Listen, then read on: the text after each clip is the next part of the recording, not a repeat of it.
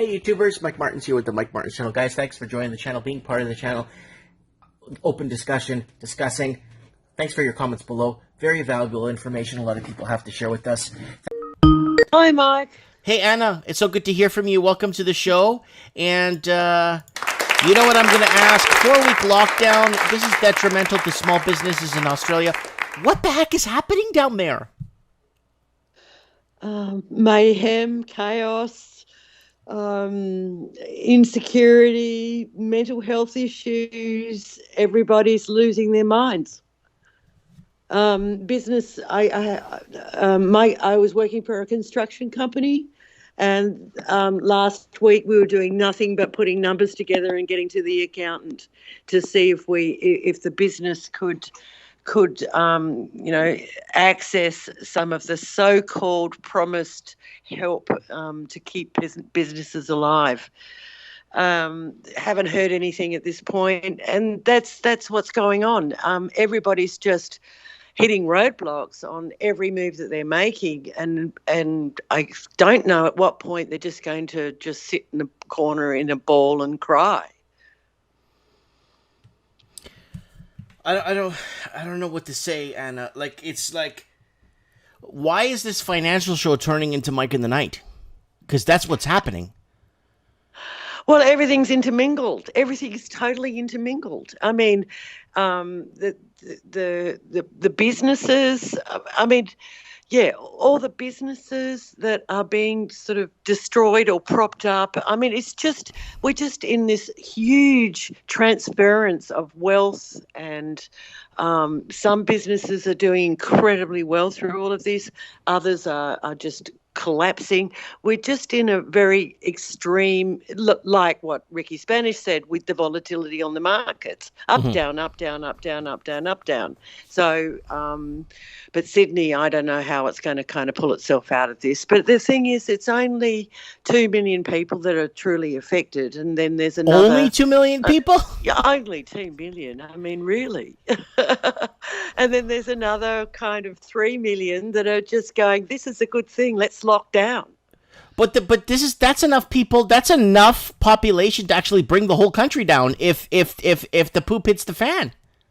No, they're just going to borrow more money and try and plug up the holes. It's really the fingers in the dike right now, and they're just keeping the hope alive that the government will pay everybody and get money in everybody's accounts, and they will then settle down because they're not sort of they're just on the edge, like they've got everybody just on the edge, praying that this 4 weeks doesn't become another 4 weeks. It doesn't become another 4 weeks.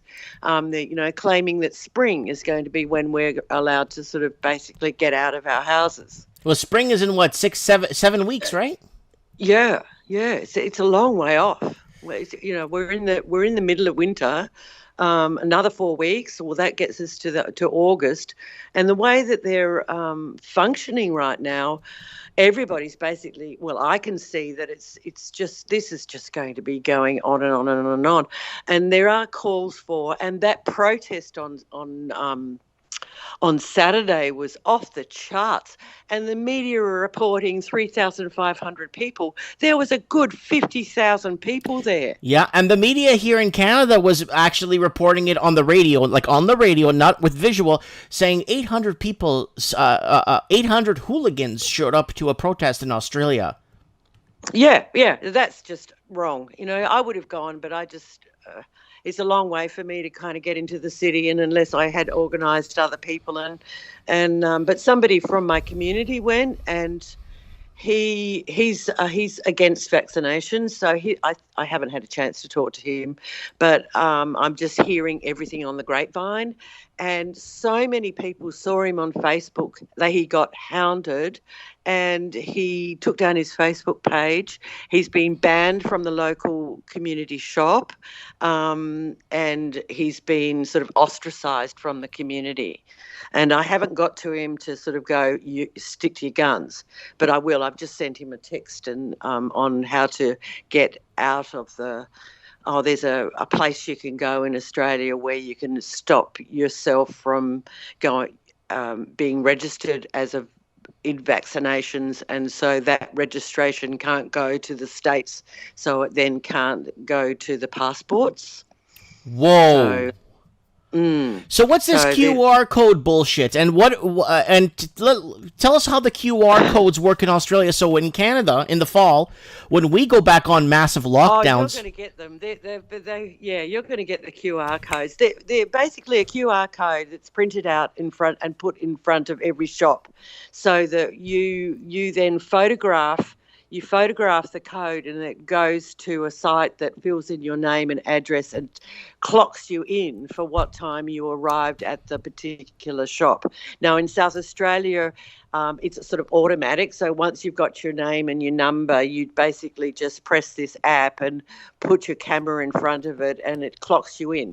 And that's the end of it. But in New South Wales, you've got to go inside an existing app that's too deep with too many things. So you've got to isolate exactly where it is and press the button. And then they also want you're being hounded to clock out. So, but it's all going terribly wrong in New South Wales. The QR code and the app is a mess. It's not a bad thing for the track and traces, because it means that if they've got that under control, then we wouldn't be in this situation with the government lording over the lockdown.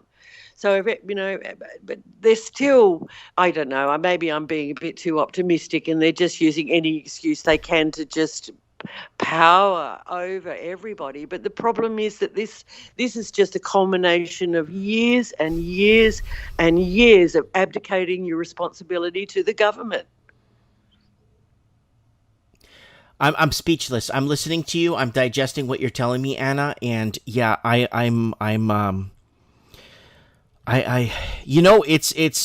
like, a fly in, like my wife was saying the other day, it's a fly in a room, just knocking into your face, like over and over. And there's so much room in the room for the fly to go.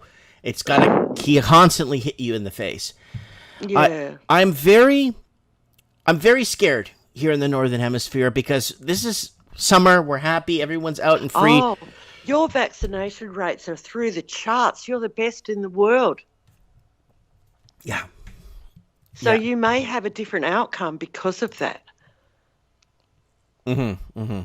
You may. We're so low. We're 14%, and we are like crawling across the bottom. There's so many people here that just, I'd say there's 1 in 5 that are very sceptical of the vaccination. And we've also got an enormous amount of people with comorbidities and people with anaphylactic reactions to medicine, that a vax isn't really something that they could take as a suitable option.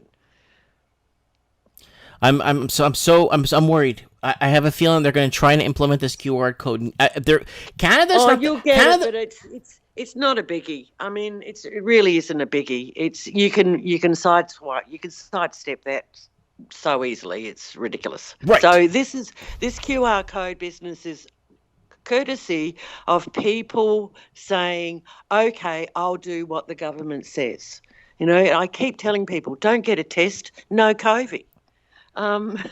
It's that simple. If everybody complies, well, let's say 80% of the population complies, then the 20% that basically have a rational thought in their head are being sacrificed. So you will have the QR code, but don't worry about it. It won't make any difference. And for your shop, it's fine. You basically just print it out. You go to the government website, print it out, and stick it on your window. And people put their cameras in front of it. But it does mean that you can't go anywhere without a mobile phone. It's reaching that point because a lot of people are not allowing you to write your name and phone number when you enter a business. So you either can decide not to go to any business or, but explain to me what the hell is going on where people just can't talk to each other anymore in Australia. Oh, yes. I've got a shopkeeper on nearby, and he had the police come in and scurry away his customer because they were talking too long. Well, they can't talk. Oh, no, you can't talk. And he whipped me out of the shop because he just had the police in. You know, like we normally sort of sit and chat and, you know, talk about things, a bit like, you know, somebody coming to see you. And he was just warned really heavily not to allow customers in his business to stay and talk to him. Even with the mask, even with social distancing, there's two people in the shop. That's it. And they warned him. They warned him to the point where he got very, very nervous. I'm speechless. I'm sorry. I don't know how to respond to something like So that. they're saying that they're operating. I don't even think, honestly, proviso. I don't think the communist Chinese even do that, to be honest. I know communism is big, like communism is becoming a big thing, but I don't even think well, the Chinese aren't chitter-chatters, are they? You know, for starters, it's not even in their culture. Yeah, okay. They don't chit and chat. You know, like they're not that kind of people. Mm-hmm. But I mean, you really can't say what China are up to. You really can't. No, but I'm saying, like, I mean, I just so draconian that you couldn't see, like, it's beyond, and it's in Australia. Oh, it's in, you know, you do not want to take it home to your loved ones and be responsible for their deaths. That's the name of the game.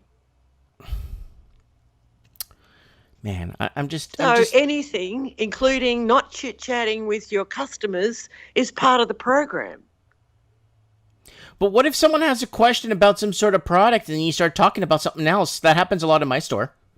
Oh, look, you just work around it, you know, like everything. Like, you know, like you don't have to comply with the QR codes.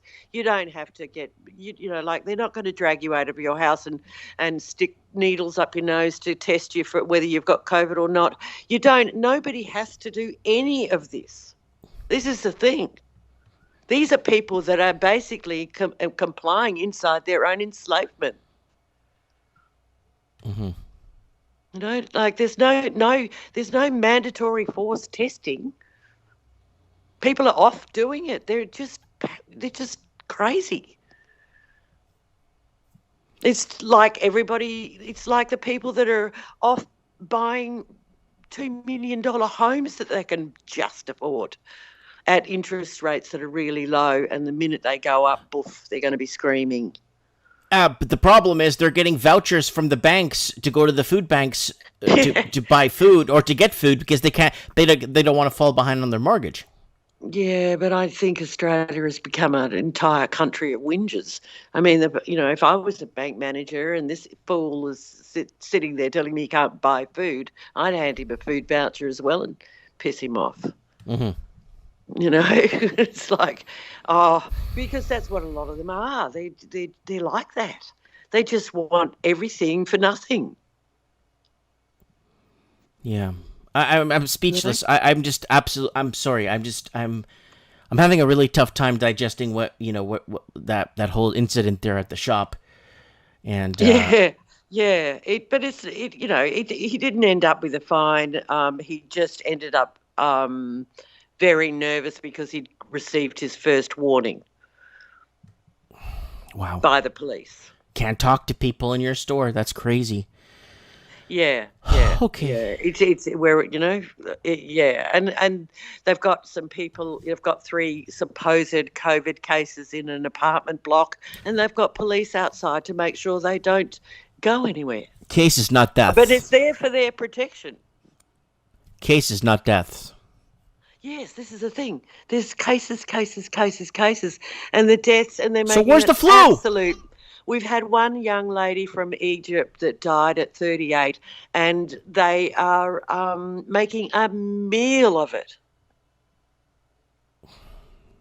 Yeah. And I know the New South Wales medical system. It's a government-run mess. I mean, socialized medicine. Well, yeah, the socialised medicine, you know, like that's a real crapshoot. You get in there and get into that system and you could end up, you know, missing legs. I mean, these guys aren't good. Affirmative. Okay, Anna. Hello? I'm about to embark on all of the government kind of see what's what around dealing with the government and seeing about can the business get cash, and can the people that are employed get some cash and all that sort of stuff. And I put it off and put it off and put it off and put it off, and only because you have to go online and you have to go to MyGov, and then you have to be authenticated. So you have to put in your passport, and I put in my passport and it told me my name was wrong, and I couldn't get anywhere. Oh. So, along with the medical system being, managed by the government and being an absolute balls up, and the education system being managed by the government being an absolute balls up, well, everything that's managed by the government is an absolute balls up as far as I'm concerned. Mm-hmm. No problemo. And so we're just living in a mess.